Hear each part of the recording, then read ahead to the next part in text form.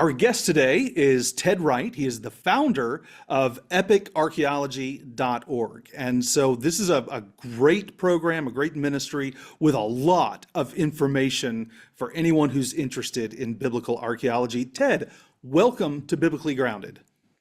Clayton, thank you so much for having me. It's an honor to be here with you guys. Yeah, and it's great to finally get to meet you and talk with you. We have many mutual friends back and forth, but this is our first time actually getting to talk. Yes, absolutely. And your lovely wife, Abigail, I was with her in Israel several years ago digging at Khirbet El Makader, and congratulations to you guys. And it's great to get to meet you.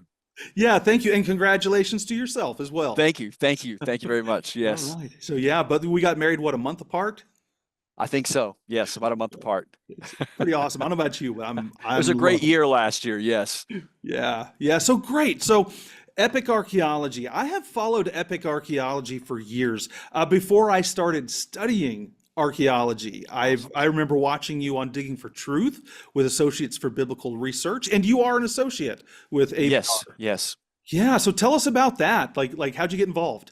So yeah, in 2014 is actually when I started getting involved. I was actually teaching seminary in Charlotte, North Carolina. I was teaching Old Testament survey and biblical archaeology, and I was looking for a dig to get involved with, and found ABR, and actually met Scott, and I think the first or second day, Scott Stripling.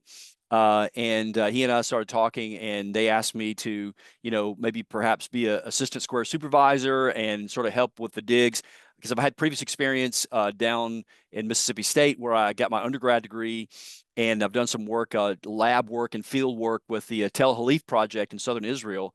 And so anyway, I got involved and became an official associate with ABR in 2014, and have been with them since. And I've been to the site of Shiloh, but I have not quite excavated there because I've gotten involved with another project in Turkey. So that's what I've been doing for the past 5 or 6 years.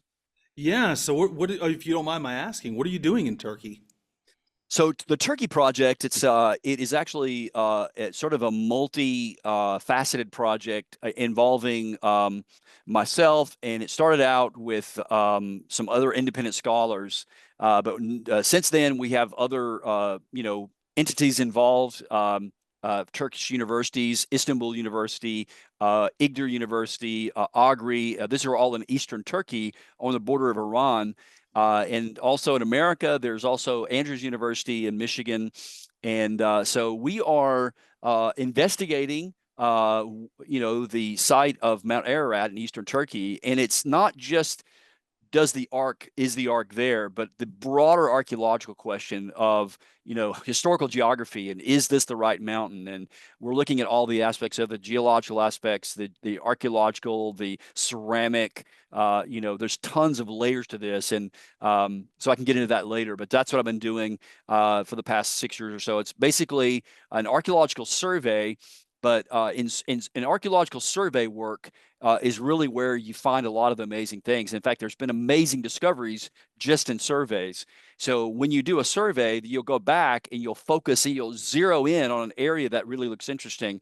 So we, for the past 7 years or so, we've been doing the survey work in eastern Turkey, not just on the mountain, but also in and around Mount Ararat in that part of the world. So fascinating, to say the least.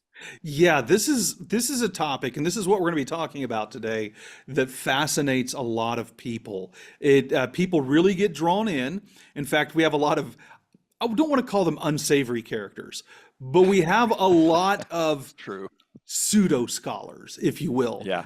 people who will see something and make a big claim, and then people in the churches get all excited about it, and rumors persist for decades or longer Yes. on these things. And so I have seen, oh my goodness, in my lifetime, I don't know how many documentaries where people claimed we found Noah's Ark, and here are Yeah. pictures of it. And Yeah. so when you get into something like this, I mean, you've got to be careful, right? I mean, there are Yeah. reputations at stake. Absolutely, absolutely. In fact, what's one of the things I love about our team is that from the very beginning of this project, we have said at the very start of it that we want to be data driven, because archaeology at the end of the day is not about conjecture, it's about measurable data. and Yeah. evidence. And we want radiocarbon tests, we want ceramics, we want, anything that you can measure. Because at the end of the day, it's about science. It's, and yes, there is a faith component to it, but when you're investigating an archaeological question, you need measurable data. And so, we're not interested I mean, theories are interesting and we all have our different views of things, but really what we're really trying to get at is data, measurable data that we can publish in the scientific journals, in the archaeological journals. And that's been our goal from the very beginning. So you are so correct, Clayton. I mean, I can't tell you how many emails and messages I get from people saying, "Hey, what about this and what about that?"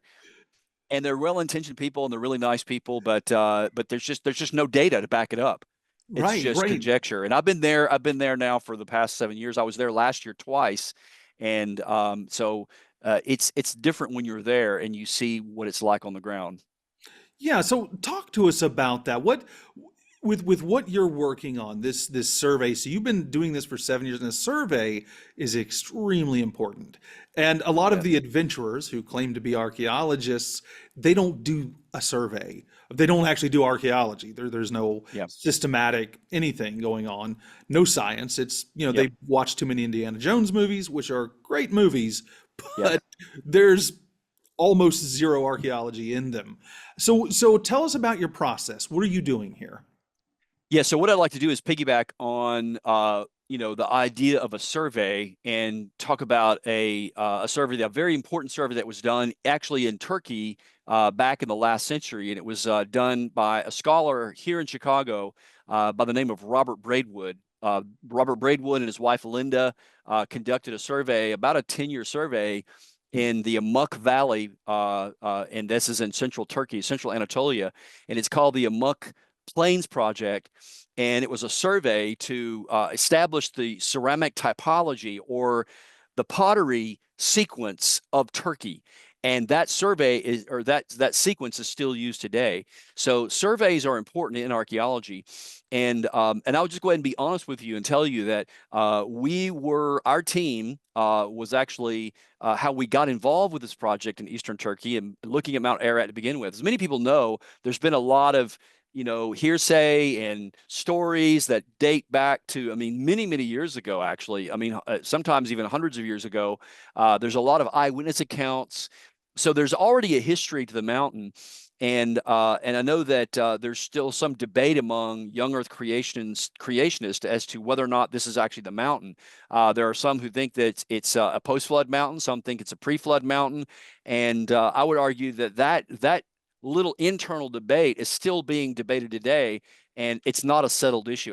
My personal view is that's not a settled issue exactly where the post-flood boundary is. So that means that this mountain, in my view, and some of my colleagues' view, is that this is still open. In fact, we're doing some of my colleagues, and I'm not at liberty to say, are actually going to be conducting geological research to answer that question. It's a complex site. It is a volcano.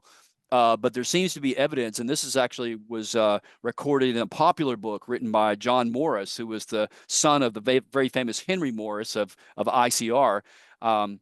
He quoted a geologist that was discussing about the different.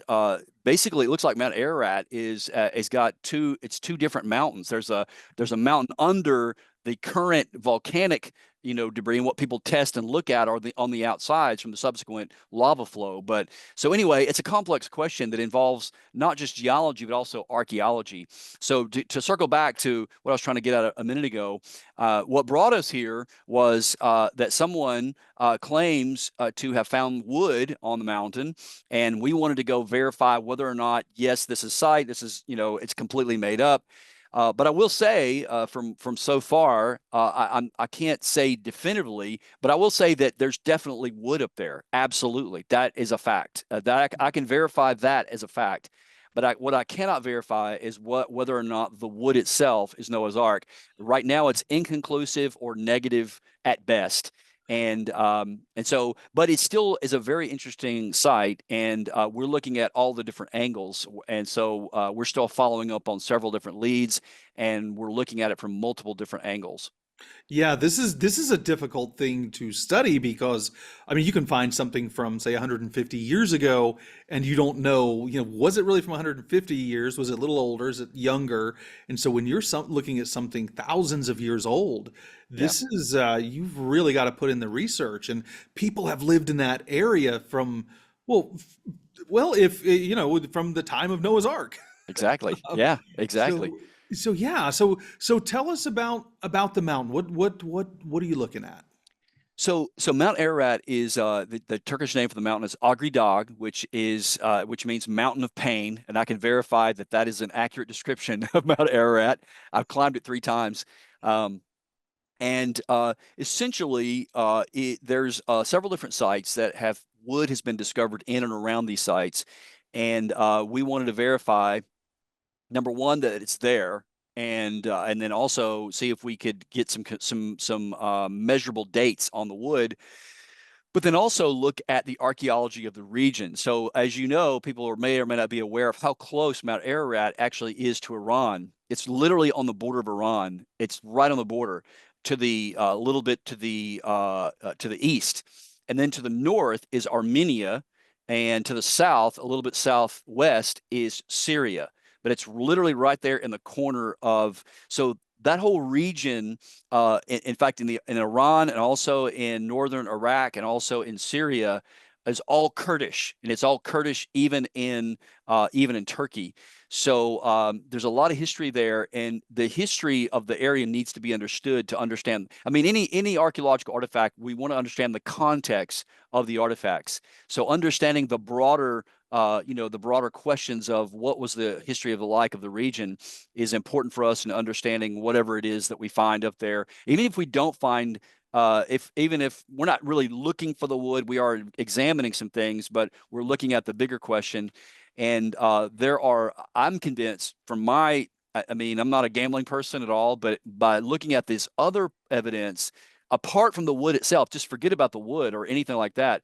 I'm convinced that this is the very likely the mountain that the ark came to rest on from the other evidence. And the evidence from Mesopotamia, from the Sumerian and Mesopotamian legends like the Gilgamesh epic, the myth of Atrahasis, historical geography. And recently, I think last year, or year before last, there was a video that was produced by the British Museum.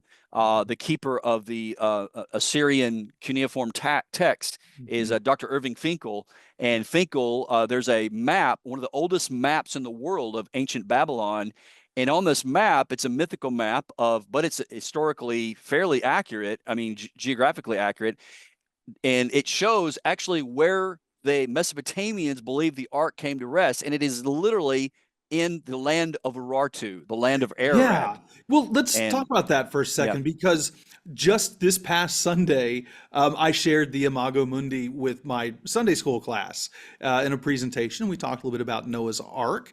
And so the ancients had some idea of where absolutely. this was, and we have the Mesopotamian stories. So are you finding then that the things they wrote in this map, that these things are lining up biblically and archaeologically? Yeah, yeah, Clayton, I really think so. And now this is it gets a little complex, and really Irving Finkel is I mean, he's not a believer to my knowledge. I'm not sure what his faith commitments are, but he has written a book on it. He's done a lot of research on it. He understands, he can read cuneiform. But according to Finkel, I do follow his sort of schema of basically he says that in Mesopotamian history, there are 3 or 4 Ararats. There was an actual Ararat, the actual mountain.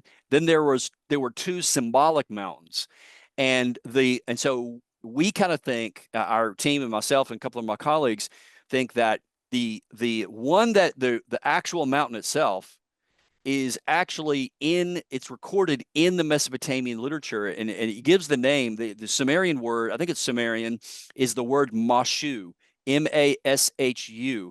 And that word, when you translate it into English, means twin peaks. Hmm. And the only mountain that fits the Twin Peaks description in the Mesopotamian sources is Mount Ararat. As you know, Mount Ararat is a twin peak called Lesser Ararat, and it fits exactly. And so it fits the Babylonian map, and it fits the Mesopotamian Mashu description. But there's a whole lot more to it than that. But that's just to get started for that, and maybe we can get into that later. Yeah, that would be very interesting. So we've got a location that seems to match up with some of the Mesopotamian sources. It fits the biblical, and we talked about Ararat or Rartu, which was the name of a kingdom Yep, there, but also the name of a people group apparently that goes all the way back. I think Shalmaneser the first recorded around 1274 BC. This people group with the same name.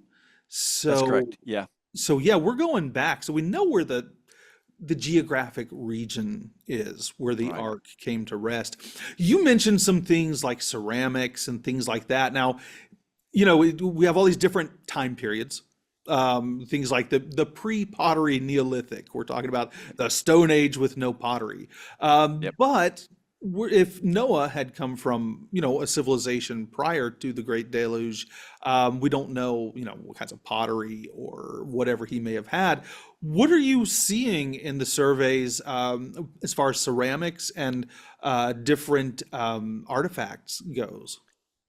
Well, one of the oldest, as you know, the further you go back in time, and again, for the listeners who are familiar with archaeology, they'll know this. But archaeologists, we date pottery by style, and obviously you can go back so far. And one of the earliest recognizable pottery traditions is called Ubaid.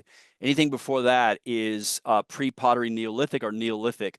But interestingly, just to the west of Mount Ararat, if you follow it, you can literally see it on Google Earth. There is a plain, literally a fertile plateau there, just a little bit south of Lake Van, north of Iraq, where the city of Haran was.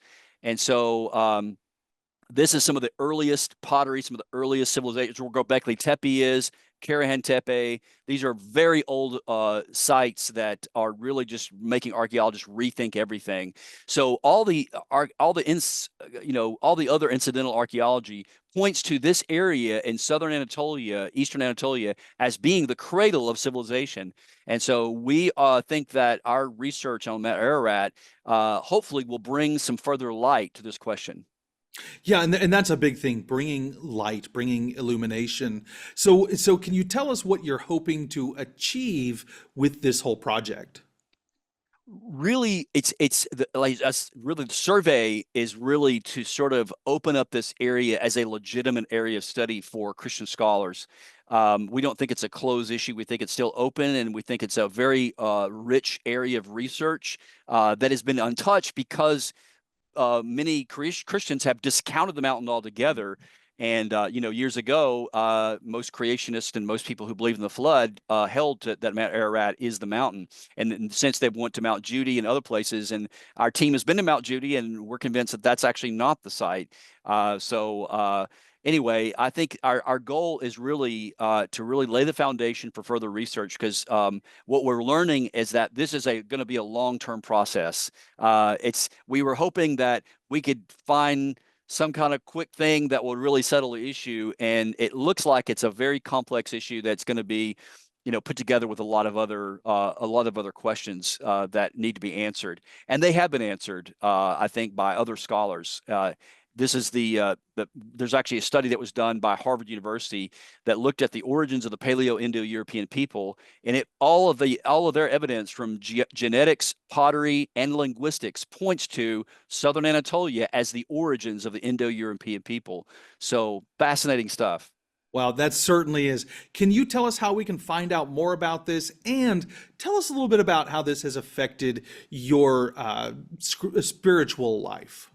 Yeah, so I mean, there's really right now our team is not. We haven't published anything publicly, and there's some things that I cannot share at this point.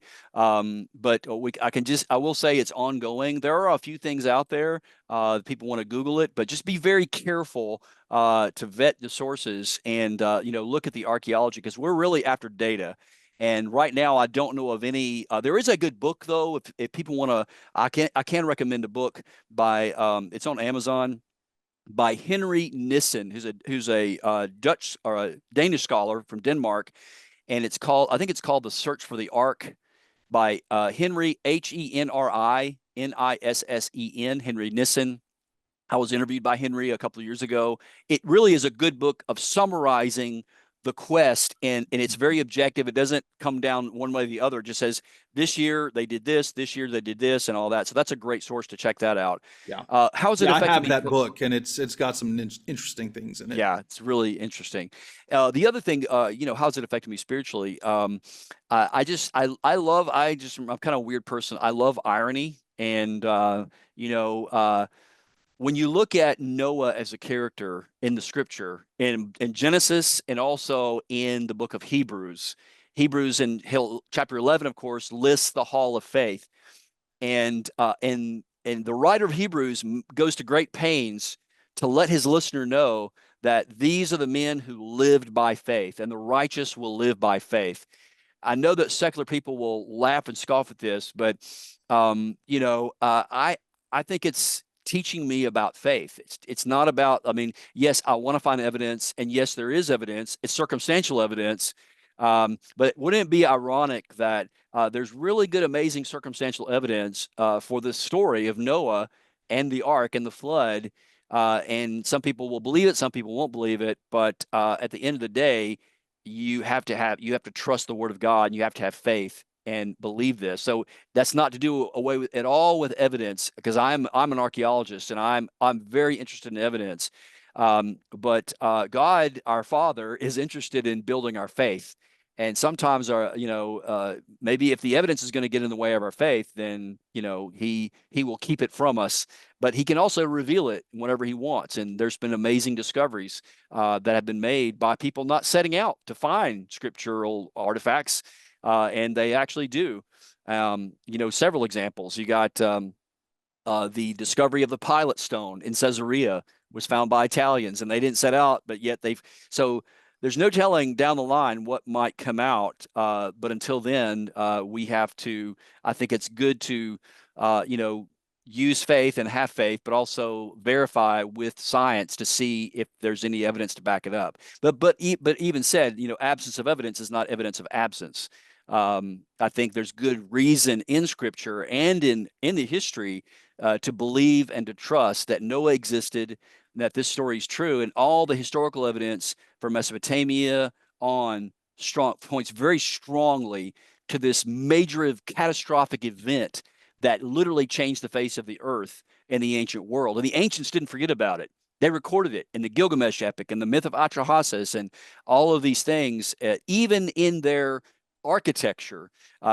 There's an interesting connection, I think, and I really would love to develop this into an article. There's an interesting connection, I think, between the Mesopotamian ziggurats, which is one of the earliest sacred architecture in southern Mesopotamia. Why are these people in southern Mesopotamia in these marshes building a mountain with a structure on top of it? Well, in the Gilgamesh epic, Gilgamesh goes up there in the journey to meet Utnapishtim, the man who survived the flood. And there's a possibility that there is some connection between these ziggurats and Mount Ararat. It's a recalling of this sacred mountain. And there's a really interesting article by, I think, is an Iraqi scholar on the idea about sacred mountains in Iraq and the connection between ziggurats and Mount Ararat. So I think there's good circumstantial evidence, and we're still connecting the dots, and it's sort of a long-term process. So that's kind of what it's been teaching me. No, that's great. I really appreciate all of that insight. Our guest today has been Ted Wright from Epic Archaeology. Ted, thank you so much for joining us. Oh, thank you. It's been my pleasure. Great. We look forward to talking to you again. Same here, brother.